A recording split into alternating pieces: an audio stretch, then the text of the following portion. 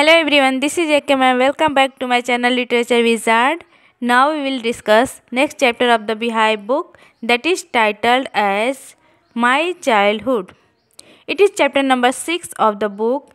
As the title tells us that हम किसी की childhood के बारे में पढ़ने वाले हैं. Okay? And he is very well known person of our country. मैं बात कर रही हूँ डॉक्टर APJ अब्दुल कलाम की, who is the 11th president of India and he is also known as the Missile Man. And Abdul Kalam ji की जो ऑटोबायोग्राफी है उसका नाम है wings of fire and this chapter is a part of this his autobiography. In this chapter we will read about his childhood. Okay, so ये चैप्टर बहुत ही interesting होने वाला है एंड इस चैप्टर से आपको बहुत कुछ सीखने को भी मिलेगा.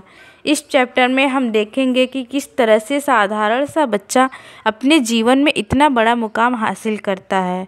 Okay, dear student, if you have that passion to do something, if you have that zeal to bring a change in the society, to invent something, then definitely no criteria defines that you can't do it. Okay, so whether it's looks, whether it's religion, whether it's society, whether it's anything, nothing can stop you from achieving something good if you are passionate and determined about it. Okay, something we will see about this person कि ये बहुत ही ordinary से child थे, but कैसे इतने well known scientist and well known president बने हमारे इंडिया के. We will get to know a lot of things about this person in this chapter. Okay, so let's start with before you read. Can you think of any scientist who have also been statesman. Statesman means होता है someone who is a political figure, वो व्यक्ति जो राजनीति से हो. Okay, तो इसमें क्वेश्चन ये कर रहा है कि can you think of any scientist who have also been statesman. क्या आप सोच सकते हैं कि एक ऐसा व्यक्ति जो वैज्ञानिक भी है और वो पॉलिटिकल फिगर भी है. कैसे, मतलब एक ऐसा व्यक्ति जो एक साइंटिस्ट भी है और एक राजनीति में भी रह चुका हो. इट मीन्स हम जिनके बारे में पढ़ने वाले हैं वो सेम ऐसे ही पर्सनालिटी हैं. Okay, APJ Abdul Kalam whose projects in space, defense and nuclear technology guided India into the 21st century. Doctor APJ Abdul Kalam जिनके जो प्रोजेक्ट थे या तो स्पेस में हुआ, डिफेंस में हुआ या न्यूक्लियर टेक्नोलॉजी में हुआ, वो 21st सेंचुरी के लोग साइंटिस्ट के लिए गाइड का काम करता था. वो गाइडेड थे. ओके, और इनके लिए एक वरदान साबित हुआ कि उनकी जो प्रोजेक्ट थे वो मतलब बहुत ज़्यादा इन्हें हेल्पफुल साबित हुआ. Okay, became our 11th president in 2002.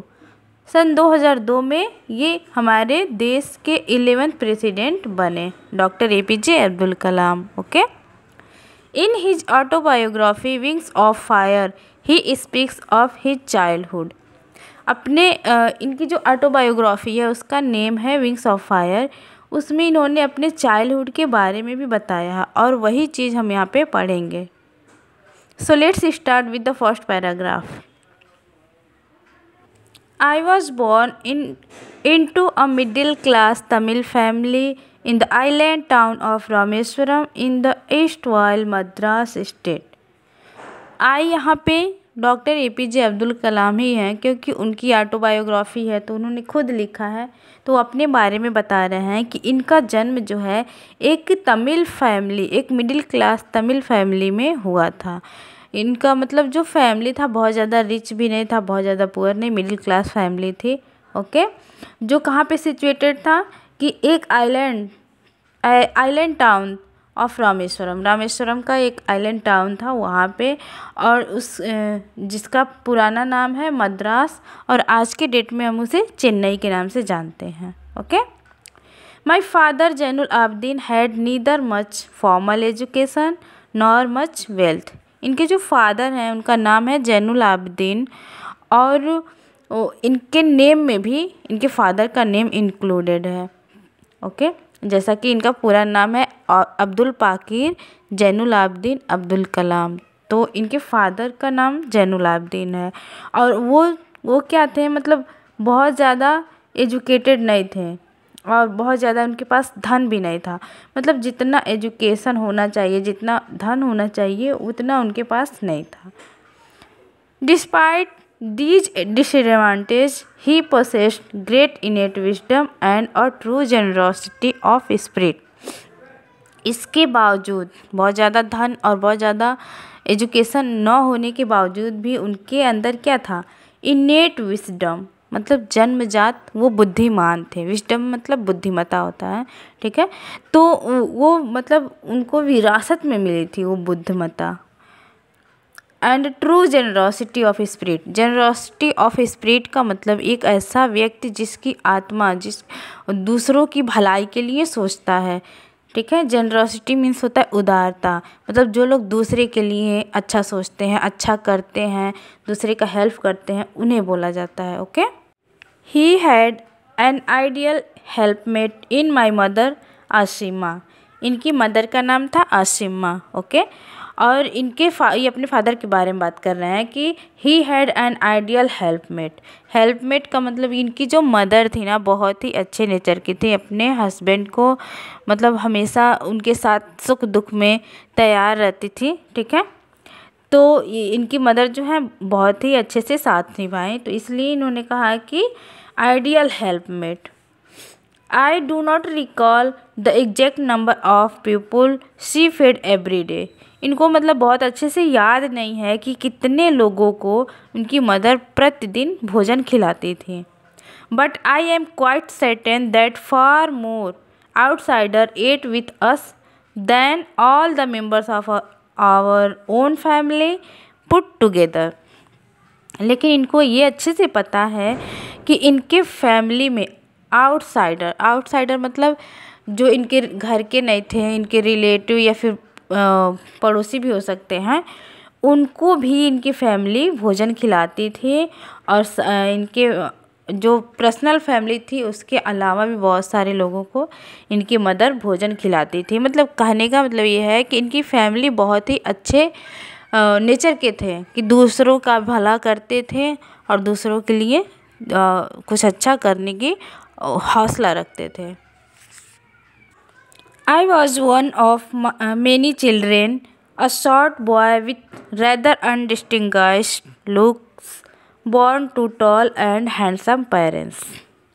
अब यहाँ पे ये बोल रहे हैं कि I was one of many children, मतलब बहुत सारे बच्चे थे इनके फैमिली में और अदर बच्चों को भी इनकी मम्मी जो है खाना खिलाती थी, उनमें से ये एक थे। और ये कैसे थे, इनका अपीयरेंस कैसा था, शॉर्ट बॉय, शॉर्ट मतलब छोटे कद के थे, ठीक है।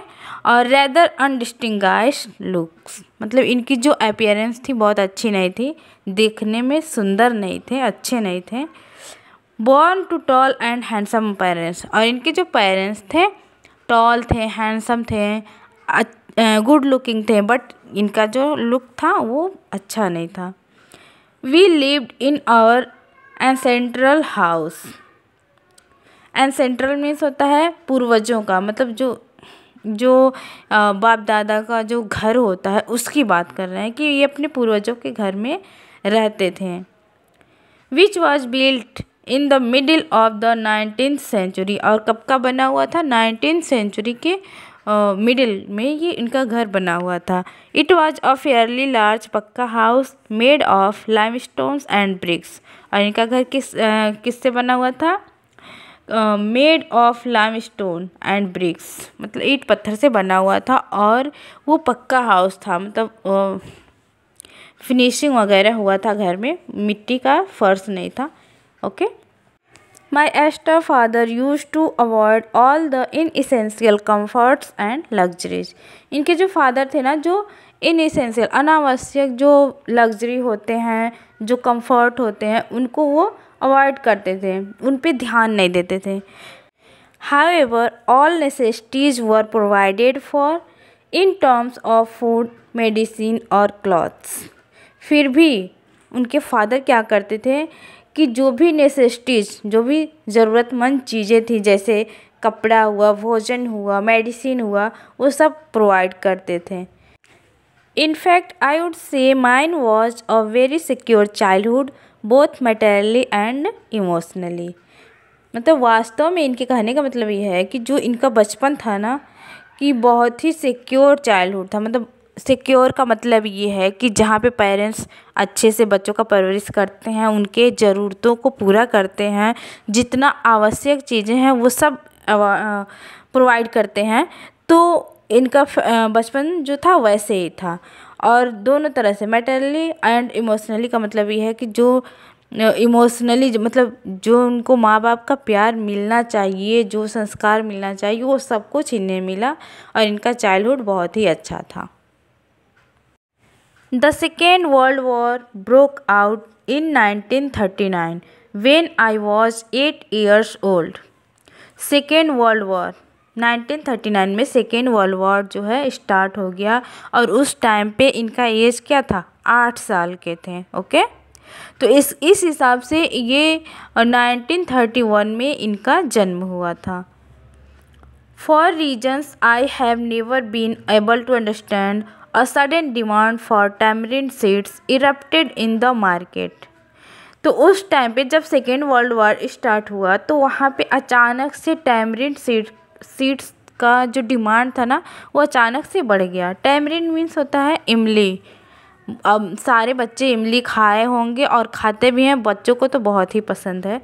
ठीक है, तो जो उसका सीड था ना, जो उसका बीज था, उसका डिमांड जो है अचानक से बढ़ गया और इनको समझ में नहीं आया कि उसके पीछे रीज़न क्या था। I used to collect the seeds and sell them to a provision shop on Moscow Street। और ये क्या करते थे, वो जो सीड था ना उसको कलेक्ट करते थे और एक प्रोविज़न शॉप पे ले जाकर बेचते थे जो मस्जिद के पास था। प्रोविज़न शॉप मतलब होता है जहाँ पे जनरल स्टोर बोल सकते हैं, जहाँ पे सारी चीज़ें मिलती हैं, खाने पीने की हर एक तरह की चीज़ें मिलती हैं। A day's collection would fetch me the princely sum of 1 anna। 1 anna ये पुराने समय के जो सिक्के होते थे उनको बोला जाता था। ठीक है, आज के समय में 1 anna मीन्स 6 पैसे होंगे। तो इनके मतलब पूरे दिन का जो कलेक्शन था ना वो 1 anna था और इनको ऐसा फील होता था कि प्रिंसली सम का मतलब यहाँ पे ये कह सकते हैं कि जब उनको इतना पैसा मिलता था ना तो उस समय पे इसकी वैल्यू भी थी और एक बच्चे के लिए इतना पैसा पाने का मतलब उसको ये फील होता है कि मैं प्रिंस हूँ। ठीक है, my brother in law Jainul Abdeen would tell me stories about the war which I would later attempt to trace in the headlines in Dinamani. और इनके जो ब्रदर इन लॉ थे जिनका नाम था जैनुल आबदीन, तो वो उनको वर्ल्ड वॉर की स्टोरी सुनाते थे, उसके बारे में बताते थे और ये उसको ट्रेस करने की कोशिश करते थे। कहाँ पे, न्यूज़पेपर की हेडलाइन में, न्यूज़पेपर की हेडलाइन में उसको देखते थे।